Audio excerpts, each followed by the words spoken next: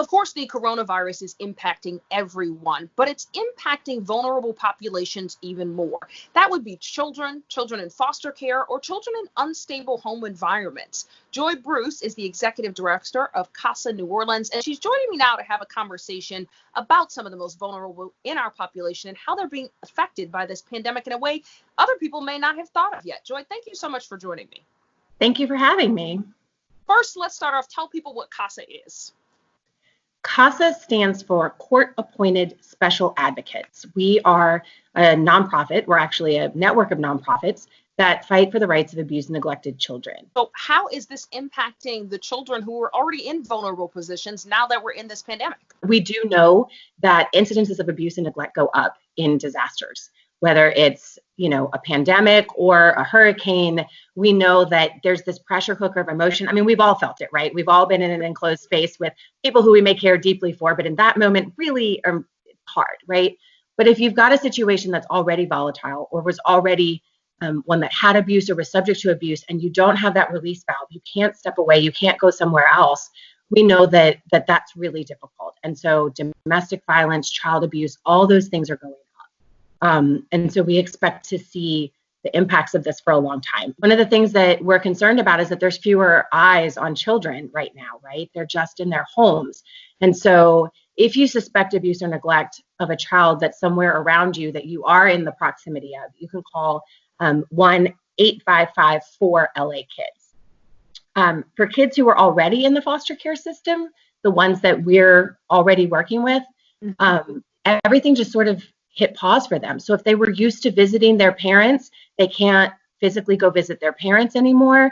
If they were close to reunification, so their parents had worked the case plan, they were getting ready to go home, that's on hold. If they were close to adoption, adoptions are on hold. The department worked with a lot of private philanthropy. It was very impressive that the Department of Children and Family Services was able to mobilize so quickly to try to get cell phones so that every single child who was in foster care had a way to video chat with people that they were connected to. But you have an entire department of the state of Louisiana that had to pivot what they do very, very fast. And so CASA is more important now than ever because we're one of the very, very few people who have access to that child in that home wherever they're sheltering in place.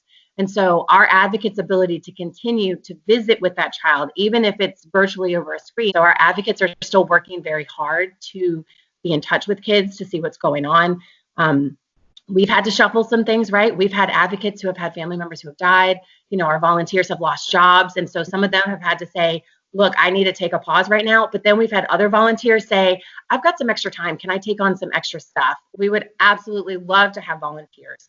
CASANewOrleans.org is our website, and there's a place where you can click and fill out a form just to learn more. So we match kids who come into foster care through no fault of their own. They come into this court system that is scary and different. They've been removed from their family. They've been removed from everything they know for a good reason. It's because that we suspect abuse or neglect that was so bad that they were in danger. But now they're in court and they're given an attorney and they're given a place to stay. But a judge's role is to determine what is in that child's best interest. And that's where we come in. This is an important way if people are looking to help. And I know a lot of people are where they can step up and do that now that they're aware of the problem. Joy Bruce, thank you so much for joining us. Thank you for having me. I appreciate it. Take care.